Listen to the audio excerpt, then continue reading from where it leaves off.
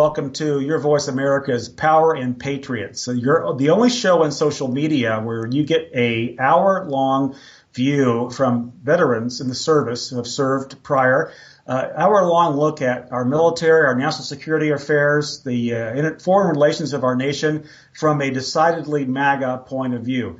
I'm Buzz Patterson. I'm your host. I'm a retired Air Force colonel. I was a pilot in the Air Force, and I also served by President Bill Clinton's side for 2 years, carrying what is known affectionately as the nuclear football. I'm joined tonight by my two favorite hosts. I've got from the U.S. Navy. I'm Air Force, U.S. Navy. We've got Bree Dail, and from the U.S. Army, we've got Matt Dooley. Bree, welcome aboard. Matt, welcome aboard. We've got a lot to talk about tonight. So listen, today, this past week has been an amazing, historic occasion for the U.S. We are watching history unfold before us. North Korea, after President Donald Trump kind of put the gauntlet down and saying, okay, you're never going to walk away from the talks. President Trump put that down there, and of course, North Korea immediately, 24 to 48 hours later, said, you know what, we want to talk to you guys anytime, anywhere. So the talks are back on. So we're talking about North Korea tonight. We're talking about Poland tonight. Poland has asked the U.S. for permanent military presence, U.S. military presence in Poland, a U.S. military base, a permanent base in Poland, which of course is going to drive the Russians crazy. The Russians are already known, as we discovered in the last week, to be meddling again in the November 2018 elections. So the Russians are back again meddling in what's going on. And we have a very special appeal tonight, a very special and personal appeal to President Trump to pardon a U.S. military hero, a U.S. Army lieutenant who was doing his job diligently in combat in Afghanistan and is now serving 20 years in Fort Leavenworth for basically making a fog of war decision to have his troops fire on, his soldiers fire on people on enemy terrorists on a motorcycle, approaching them very, very aggressively. And now he is behind bars. He's been behind bars for 5 years. His sentence is 20 years. So we're going to be talking about Lieutenant Clint Lawrence. So Bree, welcome aboard. Tell me about, and Matt, thanks for joining us. Bree, tell me about the last week or so in terms of President Clinton. Not President Clinton, President Trump and his throwdown of the letter to Kim Jong-un, and of course Kim Jong-un retaliating and saying, you know what, we'll respond anytime, anywhere, and sending his number 2 guy to New York to meet with Mike Pompeo, and then to D.C. to meet with President Trump. I mean, we are watching history unfold. So, Bree, your take on the North Korea summit on June 12th in Singapore.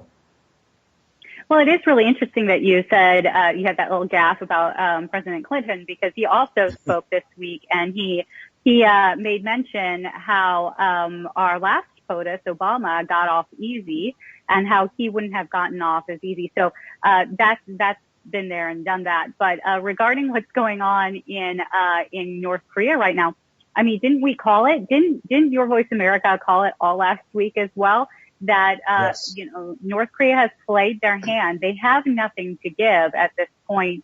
And, when Trump said no deal, and he walked away, all of a sudden they're like, oh, we overplayed our hand again, and came running with their tails between their legs in order to try to negotiate, even coming to the table at this point, because they know that, their people are starving, and I'm assuming that because of this type of action, the Kims are really concerned about a coup, and I wouldn't be surprised if that's taking place behind the scenes, and I'm sure Pompeo knows that.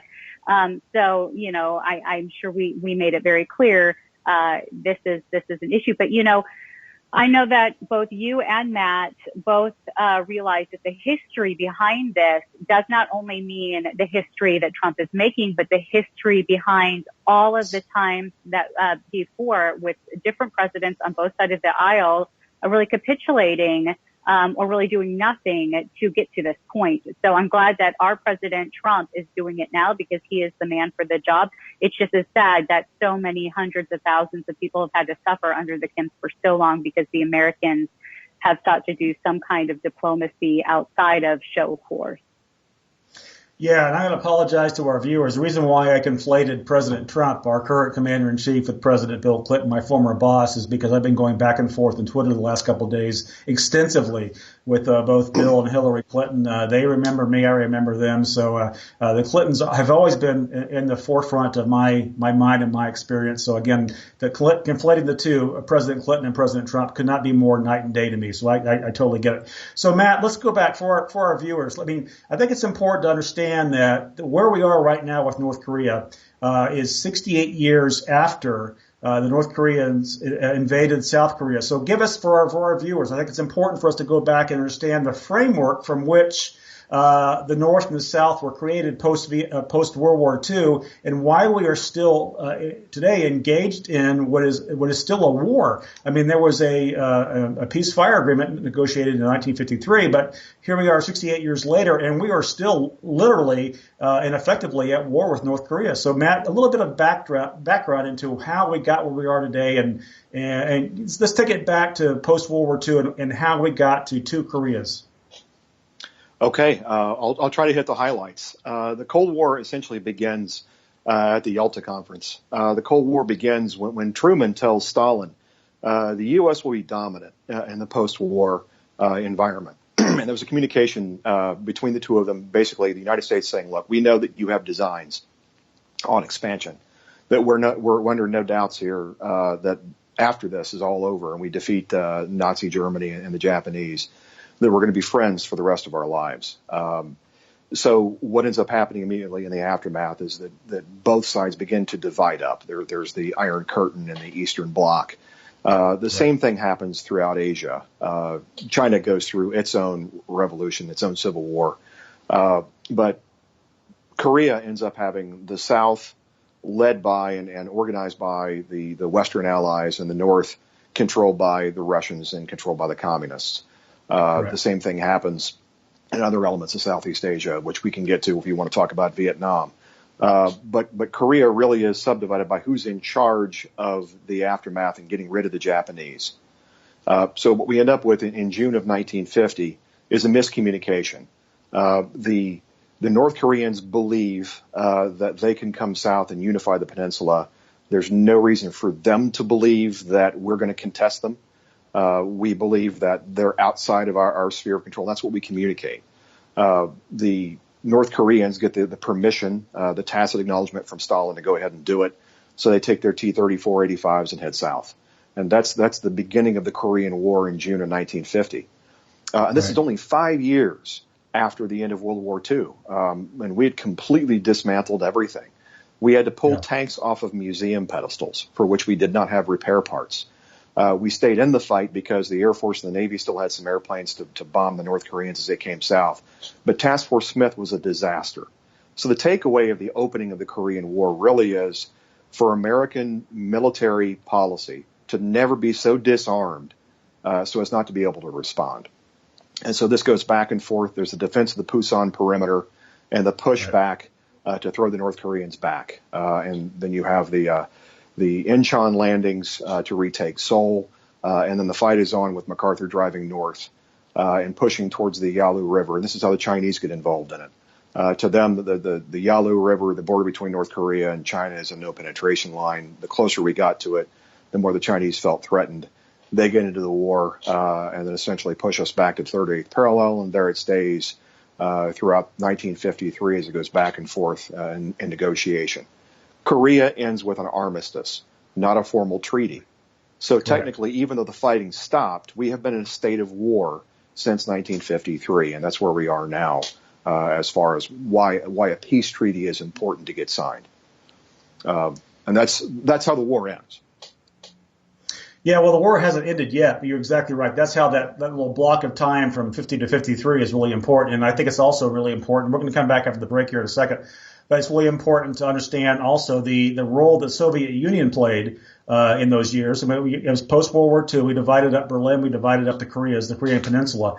So we're going to go to break here soon, folks. Remember, you're watching Your Voice America's Power and Patriots. We're going to take a quick break. And when we come back with Bree, Dail, and Matt Dooley, we're going to talk about the current talks, the upcoming summit in Singapore on June 12th, and what might happen after that. In the meantime, stay tuned. You're watching Your Voice America's Power Patriots. We'll be right back. Folks, welcome again. This is Buzz Patterson. You're watching Power and Patriots, the only show like it on social media. This is your voice, America's Power and Patriots. We talk about, from a very conservative military viewpoint, what's happening with our military, what's happening with our national security in the United States of America, what's happening with foreign relations. We're talking tonight about the amazing things that are happening right now historically in terms of the U.S. Meeting with the North Koreans here in a few weeks. This past week I think you're watching history. We're watching history. This past week we had, after President Trump basically backed down Kim Jong-un, he sent over his number 2 guy and said, you know what, we'll talk with you guys anytime, anywhere. So he flew to Kim Jong-chol, flew to New York to meet with Mike Pompeo, Secretary of State Mike Pompeo, then flew down to Washington, D.C. to meet for the first time ever a North Korean senior official meeting in the White House with our current president, President Donald Trump. And with him, he had a letter that Kim Jong-un had signed and written that talks about upcoming negotiations. Now, I want to be cautious with this. I really do believe we are setting history here, but I want to be cautious as we go forward about the June 12th summit that we don't spike the football in the end zone too quickly. We've got a lot to talk about. So, Bree, what's your take on how things are going to unfold in the next couple of weeks with the Singapore summit? What's your expectation in terms of the U.S. position? And as we go forward, what do you think North Korea will do in terms of actually de-arming and de-escalating their nuclear development? Well, hey, Buzz, I wanted to quickly make a note. In our last segment, Matt was talking about the history behind, getting up to the state. And I think it's really important for us to make note that what really started us on the Truman Doctrine and this whole idea of diplomacy over show of force, walking back our military strength, is this mentality that came out of World War II generation, that they went to war not because they wanted to go to war, because it was the right thing to do, but because they felt obligated. And so when they returned back home, they said, never again are we going to do this at any cost. And with that mentality, I find a lot of the Democrats today say at any cost, peace at any cost, peace at capitulation, peace at negotiations, peace at selling, uranium, peace at turning over billions of dollars to our enemies, just peace in that way. But peace with capitulation, peace at bowing at our enemies and those, it just shows weakness. And so when we take a look at what is happening right now, it's because we have chosen not to show weakness. And believe you me, there are messages that are going out, not just to North Korea, but also to Russia, also to Iran, also to other big players, that when you come to the negotiating table, you better bring something to the table. A lot of people I've been seeing on Twitter saying, Kim is not going to come talking about denuclearization. That's going to be one of the things that he is going to come and talk about. I mean, there's no question that and the peace deal is going to be on the table, or I believe that our POTUS is going to walk away, because there's really nothing that's benefiting us to coming to the table. The Koreans, really, the North Koreans have no real raw natural resources, or they'd be using them. They have nothing that they can give to us other than threats, and they've run out of their threats. So in my mind, this is going to take a few times for meeting, but North Korea is going to play because they have no choice in the matter at this point. Or like I said before, I think there's a coup that might be taking place behind the scenes. Yeah, great point, Bree. And I just for also a quick recap, talking about what former presidents have done prior to President Trump. My former boss. Well, the North Korea nuclear program actually started back in the 1960s because the Soviet Union was behind that regime and was trying to transfer that technology to the North Koreans. But more recently, in the last 20 years or so, my former boss, President Bill Clinton, in 1994, basically paid them a lot of money to stop the production. That didn't happen. President Bush and President Obama kind of doubled down on that, and that didn't happen. Matt, talk us through what happened. After my boss, President Clinton, basically gave them, the ranch, the farm, and they didn't stop their development of nuclear weapons and missiles. So, Matt, talk us through what happened actually, during the President Bush Jr. years, and then of course under President Obama. That's got us to the point now where we're at the precipice. We are of the tipping point right now. If they do in fact get nuclear weapons on that peninsula, what does that mean, and why and how did President Bush and President Obama fail? Well, yeah, the Bush 43 regime, I thought, was onto something with his axis of evil speech, and he drew a lot of flack for that. But I think it was very clear in naming North Korea as one of the axis. And I thought that was going to be a tougher stance and a tougher line. Right. Yes. And we'll never know if there would have been any more power or velocity put behind that, because 9/11 happened. And that completely defined the rest of Bush 43's presidency. Ultimately, what we ended up with after the axis of evil speech was 6-party talks. Now, as you know, diffusion of responsibility, the more people I have in a room trying to decide something, the more complex the opinions become, and the more everyone's egos and interests have to be soothed, and everyone has to have ultimately a final chop before you progress to the next step. So 6-party talks didn't work, and it provided exactly the kind of cagey maneuver room that North Korea is known for, and they're notorious for over the decades. And that enabled them to wriggle out of the agreements they'd made with the Clintons. And I say Clintons plural because we know he's not the only one making decisions in that family. And ultimately, it gave the Chinese wiggle room because we know that they ultimately hold North Korea's leash. So at the end of the day, all Bush 43 had was the option to send a letter saying, hey, you made some agreements here. Why don't you hold up your end of the bargain? Without the capacity to add some military teeth behind it and some diplomatic threats behind it, it carried no weight. So we end up segueing as 43 leaves office after 8 years into the Obama administration. And we only know the apology tour and the bowing and I'm sorry leading from behind diplomacy did not work. Yeah, exactly. And, and I think that here's I heard today also that President Kim Jong-un is asking the United States of America to buy a very plush hotel suite for him in Singapore. We've already said no. So, back under Obama, Bush Jr. and probably Clinton, we would have said, hey, oh, hell yeah, we'll get you a nice plushy suite. You just come on down and we'll take care of this thing. But today we said, General James Mattis is there.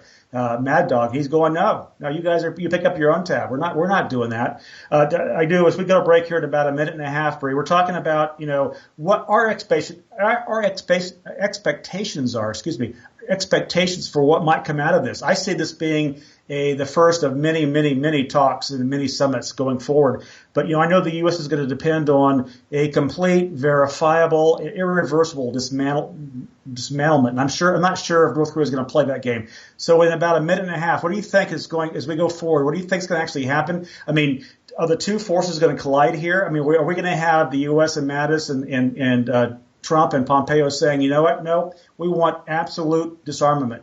Are we going to have Kim Jong-un, who and his father, his grandfather always insisted on, you know what, we'll do our thing. You guys can watch occasionally, but we're going to do our thing. So, Bree, what are your thoughts?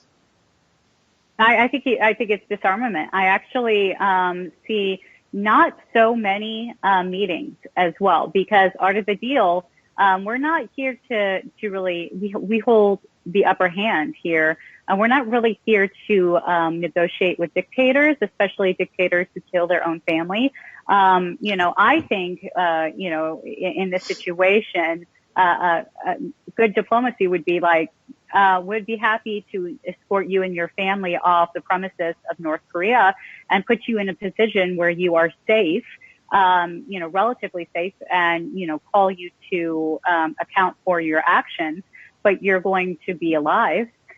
So, I mean, I don't know how much more they have to argue with.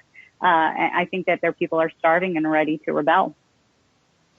Yeah, I would agree. I think, Kim he's young. He's got another 40, 50 years probably running that country. So I think he's going to be a little more motivated to cut a deal for his people. And all I can say is, as an American and a former military member, we can pray and hope for that and hope it works out. And June 12th will be the beginning of that. Folks, we're talking about North Korea. This is Power and Patriots. When we come back, we're going to shift gears a little bit. We're going to talk about the former Soviet Union. We're going to talk about the fact that Poland now is asking for the U.S. military to establish a permanent base. And we're also going to talk about Russia. The former Soviet Union, Russia, now is also talking about and trying to get involved in our politics again and interfere with the November 2018 election. So we'll be right back here watching Power and Patriots with my co-hosts Bree Dail and Matt Dooley. Stay tuned. Hi, folks. Welcome to Your Voice America's Power and Patriots. I'm your host, Buzz Patterson, retired Air Force Colonel. I'm joined by Colonel Matt Dooley, U.S. Army, and Bree Dail, former U.S. Navy. So today, and this past week has been just amazing to me in terms of what's going on, not just in terms of North Korea, but also in terms of what's happening in Poland and Russia.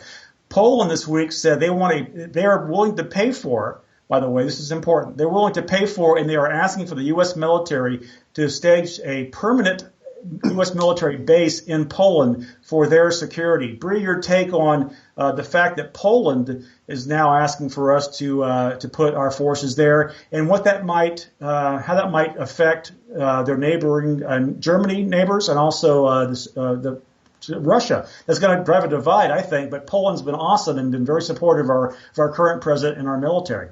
So, Bree, your thoughts on Poland asking for the U.S. military to put a permanent base in their country? Well, I mean, we should say put our military there again. If you remember, we had stations there, BMD or ballistic missile defense systems, that were withdrawn by Obama and placed upon ships, which is great for the Navy because shipping can go all over the world for present ops. But what that ended up doing is very unpopular from the Polish standpoint, because now it left a border open against Russia. And I think if you talk to the Eastern nations, period, Poland's really the block between West and East when it comes to dealing with Russia and dealing with Western Europe. It always has, even back towards the Crusades, to be that kind of middle ground. And Russia has been known to make aggressive moves at the border. This is something that we also learned in Crimea and other places. And Poland has a wealth of resources. Poland also is extremely, they are very friendly in working with us joint, and working with NATO as well, but working jointly and training jointly with the Americans. I know more than a few Polish sailors who came over and soldiers who came over to learn marine tactics when I was training. So I'm excited about this opportunity, and not only am I excited about this, but Poland made the right move by saying we want to pay for this. I think it is sending a known kind of keyword to the rest of the EU that, hey, we're willing to support the operations and work with the United States, whatever the cost, to make sure that our country is sovereign. Yeah, I also want to point out the fact that Poland probably has been more strident in the EU in terms of protecting their own borders. They don't want open borders. They don't want the continued influx of potential jihadists into their country. They're actually sealing their borders off, which is what President Donald Trump wants to do for our country, so I applaud that completely. But Matt, talk to us about, I know that there's this dynamic. You've got Russia on the one hand, you've got Germany on the other hand.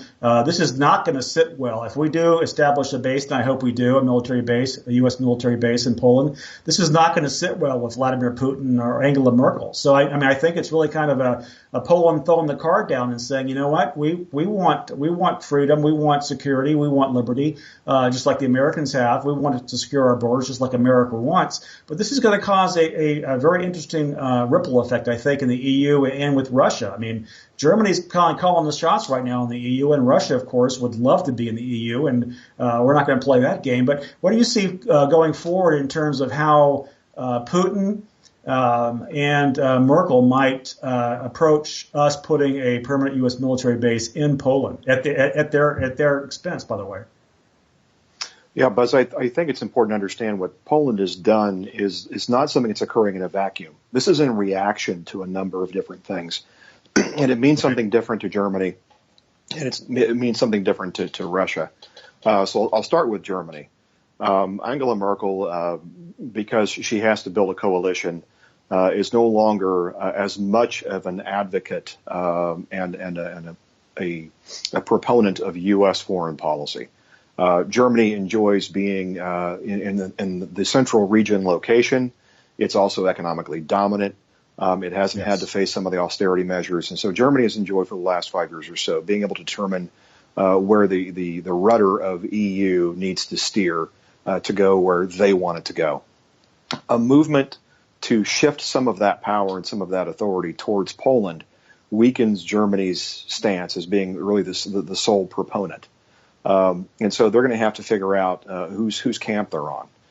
If Poland becomes more of a sweetheart for us in Central region, that changes a little bit of the political balance in the West. For the Russians, this is really a conclusion of what happened in 1939. Remember, the invasion of Poland happened with Nazi Germany coming from the West and the Soviets coming from the East.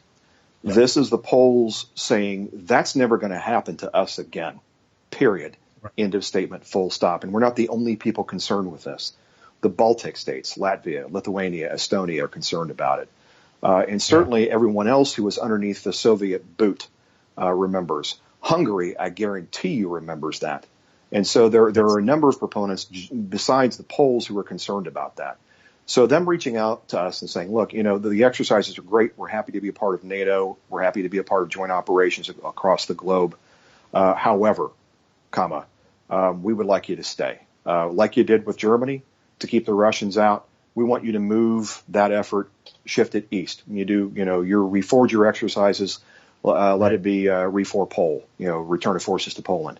Let's figure out, based on what the Russians did in Ukraine and taking over Crimea, let's figure out how to prevent that. And that would be a huge deterrent. I think if we don't respond positively to the Poles on this, everything we did with NATO for 50 years stands questionable. This is a pushback to say, look, our Western philosophy stands here. And if you're going to do what you do in Ukraine, Vladimir Putin, you're not going to do it in Poland.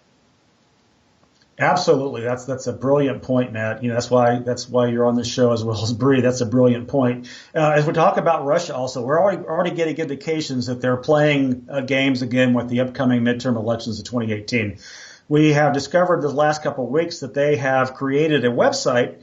I want to get this correct. It's called usareally.com, and it's coming from the same building in St. Petersburg that houses the Kremlin's Internet Research Agency. And what they're doing, they're creating websites, they're creating social media that is designed to foment racial divides, immigration concerns, police brutality. So ultimately what they're trying to do is Cold War stuff. They're trying to just agitate the American population, the American voting population, and create problems for us going forward in November. So, Bree, your take on Russia's involvement again, but the fact that we know about it now. We're actually watching this. We've got the target. We've got the pipper on the target. So if you're an Air Force guy and you fly jets and you want to put the bomb right on site, you put the pipper on him. We've got the pipper right now on President Vladimir Putin in Russia. Bree?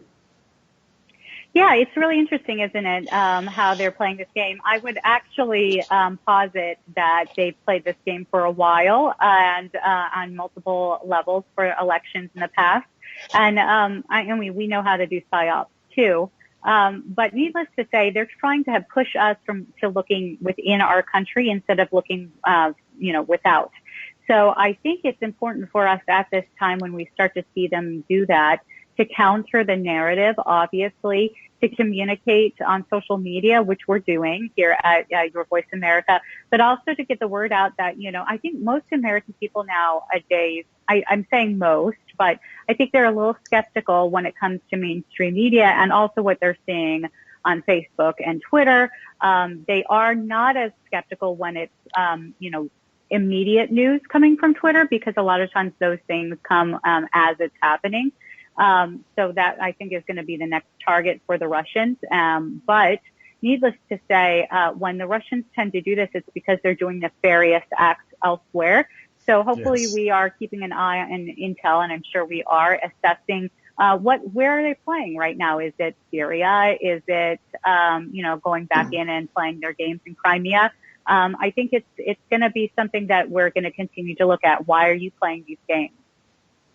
Yeah, and that's a great point too, Bree. I would just implore our viewers and people who follow Your Voice America on social media, Twitter, Facebook, Instagram, whatever, that you stay tuned and you follow this movement, because Your Voice America is getting bigger and bigger every single day, and we're proud of that. This is the voice. In fact, this show, Power and Patriots, is the show on social media where you can talk about these kind of things. You can talk about the U.S. putting a permanent military base in Poland. You can talk about the fact that the Russians are going to play games again with our midterm election.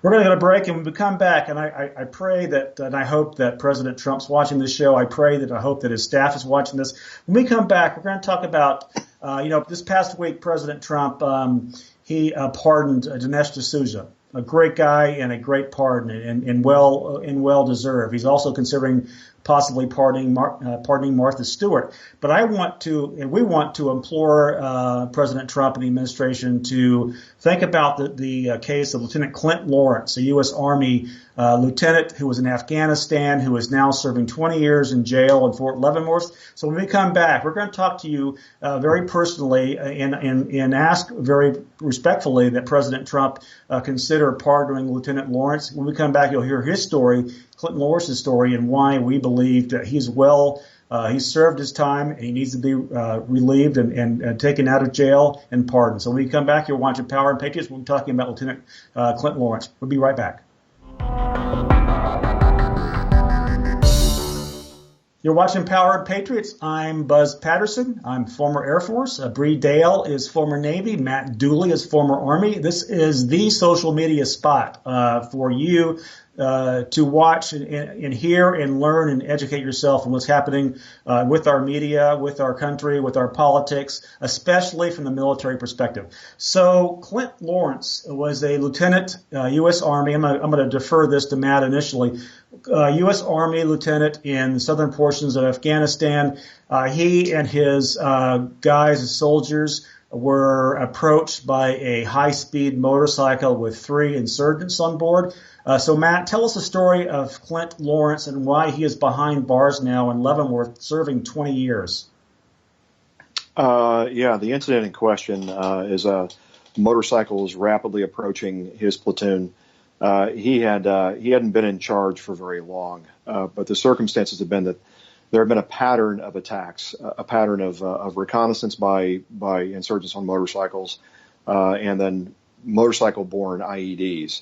So this wasn't something that was done, again, in a vacuum where he had no probable cause to suspect these guys of being insurgents and who might have hostile intent. And you've also got to recognize that operational law, meaning the kind of law we apply UCMJ in combat, is different than law in garrison. You try to take into account mitigating circumstances. And what doesn't sit right with this case is the pattern of attacks that occurred involving similar scenarios.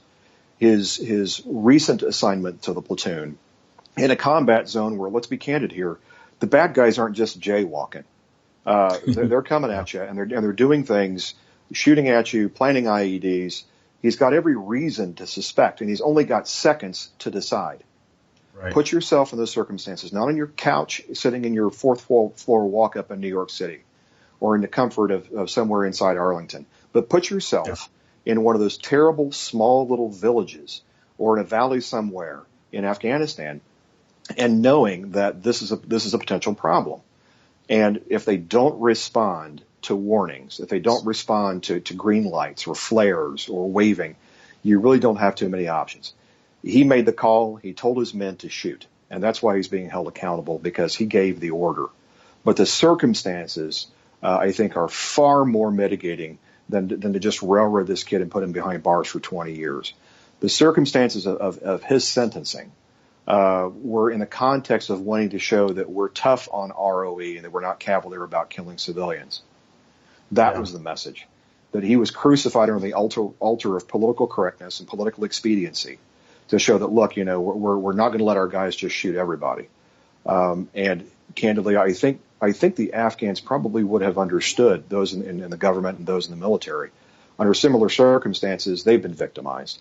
So I'm not sure why this has been allowed to simmer the way it has. I think he's due a review, and I would like the president to pardon him. And if he wants to still serve, give him his rank backdated with past due pay. Yeah, and just for a little recap for the viewers. So Lieutenant Lawrence was in charge, and he issued the order to go ahead and shoot. And in combat, there is the fog of war. You don't know if these three guys on a motorcycle are on a joyride or if they're going to explode and kill you and all your fellow soldiers, the guys that were working for him. And two of the three were killed that day when Lieutenant Lawrence made the decision to shoot. And I can tell you, having been in combat, the fog of war element. I mean, literally, we're talking about giving 22, 21-year-old, 19-year-old men and women in uniform a second. The gray area is amazing to me that we've done this so right for so long. When the time frame is literally seconds, you have to make a decision. And I can't fault the kid for doing what he did. I would have done the exact same thing if I'd been in a situation. But here we are today. Bree, he's been in jail for 5 years now. He's been in Fort Lebanon for 5 years, and a 20-year sentence for doing what he thought was right to protect his own soldiers. And I can't imagine that he's not served more than the required penalty for having made that decision. So, Bree, your thought on Lieutenant Lawrence and what, again, hopefully President Trump or his staff is watching this. But let's go ahead and send this appeal out. Let's get Lieutenant Lawrence pardoned. So, Bree, your thoughts on the fog of war, how fast things happen, how little time you have to make a decision that affects not only your life, but other people's lives. International law says that these individuals who are insurgents are unlawful combatants. They don't wear uniforms. We don't know who they are except for possible intelligence and possible, trade craft. These individuals who are serving our country over there, and I just posted this past week on Twitter some videos shot by my friend Ed Penton from Mosul. See what these guys became ISIS. See what ISIS did to Mosul. You can't even see, Mosul is gone. And the Christians who are there, only 10 families have returned. So understand that when they were fighting, the unlawful combatants were fighting, they were looking to kill anybody and everyone, right? And this individual, this lieutenant, he was in charge of his personnel. His focus was protecting his personnel. And he's got some guys coming at him full speed and not stopping. Rules of engagement. They called for stop. There's an escalation of force. I have no clue how this individual could be put up and crucified for doing his job and his duty, especially like Matt said, he had just come into the unit. He's there and he's taken command of his soldiers. And he's new, and he's doing what he has been trying to do. This reminds me of, and this barely got any press compared to the two Green Berets who went off and supported a mother and her son who was being, targeted for sexual, exploitation over in the same, area of operation. And they were being put through the ringer as well because they knew that this boy was likely going to end up getting killed for complaining about it. He was a shy boy of one of the individuals. That had more politics to it than this. This is pretty straightforward in my view. This is straightforward on international law. Why these individuals sought to prosecute this lieutenant is beyond me. I'm appealing on behalf of my brother here who is in Leavenworth with some really horrible thing. And imagine. Bradley Manning sold, secrets, and yet he's pardoned. And we've got this individual in my mind who's a hero who did his duty. So, please, President Trump, please consider pardoning this soldier.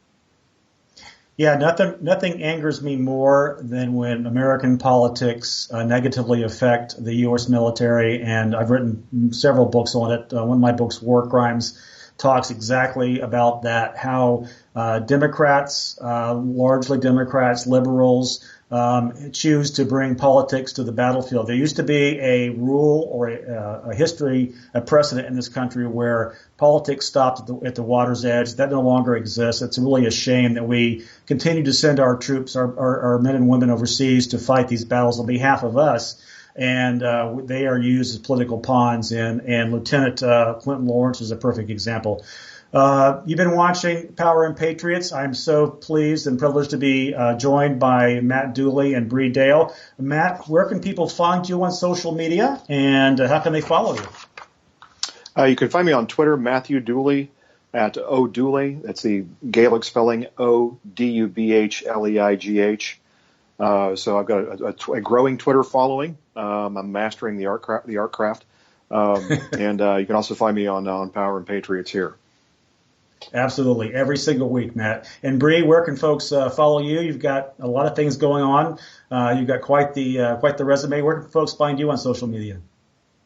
Well, I like to be on Twitter, so find me at Bree, B-R-E-E-A, Dail, D-A-I-L. You can find me also on Instagram, and I am also on Facebook, but I respond very quickly on Twitter, and I look forward to seeing you all there and getting into good and productive conversation. Let's keep it civil. Productive.